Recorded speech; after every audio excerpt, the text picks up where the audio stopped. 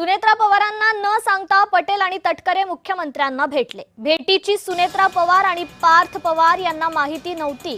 सुनेत्रा पवारांना अंधारात ठेवून भेट घेतली गेली का, असा सवाल आता उपस्थित होतोय। देवगिरी शासकीय निवासस्थानी राष्ट्रवादीची बैठक झाली। या बैठकीला हसन मुश्रीफ, छगन भुजबळ, सुनील तटकरे आणि उपमुख्यमंत्री सुनेत्रा पवार यांच्यात ही खरं तर बैठक झाली। मुख्यमंत्र्यांची भेट नेमकी का घेतली याची माहिती या बैठकीदरम्यान सुनील तटकरे यांनी उपमुख्यमंत्री सुनेत्रा पवार यांना दिली, अशी सूत्रांची माहिती।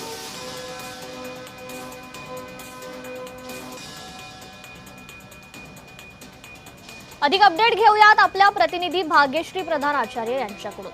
भाग्यश्री, राष्ट्रवादीत नेमकं काय चाललंय असा सवाल आता उपस्थित होऊ लागलाय। एकीकडे खरं तर प्रफुल्ल पटेल आणि सुनील तटकरे यांनी मुख्यमंत्र्यांची भेट घेतली, मात्र ही भेट सुनेत्रा पवारांना अंधारात ठेवून घेतली गेली का, अशा चर्चा आता रंगू लागल्यात। काय अधिकची अपडेट आहे? नक्कीच कृपा, काल जर आपण बघितलं तर काल त्यांची एक कोर कमिटीची बैठक पार पडली। या बैठकीमध्ये छगन भुजबळ, त्याचबरोबर सुनील तटकरे, प्रफुल्ल पटेल असे सगळेजण दिग्गज नेते उपस्थित होते आणि या नेत्यांच्या कोर कमिटीच्या बैठकीदरम्यान सुनेत्रा पवार यांनी थेट सुनील तटकरेंना प्रश्न केला, अचानक मुख्यमंत्री का बरं, असा प्रश्न केल्यानंतर सगळ्यांनाच आश्चर्य वाटलं, कारण ही भेट मुळातच सुनेत्रा पवार यांना माहिती नव्हती, असं त्याच्यावरनं सरळ सरळ अर्थ निघतो आणि त्यामुळेच त्यांनी थेट प्रश्न सुनील तटकरेंना केला की मुख्यमंत्र्यांकडे भेट का बरं। त्यामुळे ह्यानंतर एक चर्चांना उधाण आलेलं पाहायला मिळालं। एकीकडे त्यांच्या अध्यक्षपदावरनं देखील पक्षामध्ये कुठेतरी वादळ निर्माण झालेलं पाहायला मिळते आणि त्यातच आता अशा पद्धतीने सुनेत्रा पवारांनी थेट विचारलेला सुनील तटकरेंना प्रश्न देखील एक प्रश्नचिन्ह जे आहे ते उभं करणारं ठरलेलं आहे।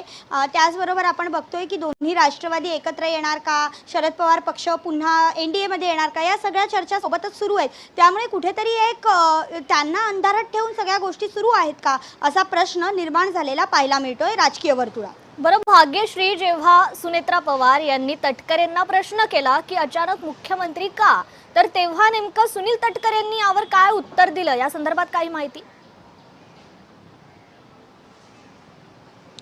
नक्कीच यावर काही त्यांनी उत्तर काय दिलं या संदर्भात अद्याप काही माहिती हाती आली नाही आहे। मात्र साधारणतः काही मतदारसंघातली कामं होती असं त्यांनी सांगितल्याची सूत्र सांगतायत।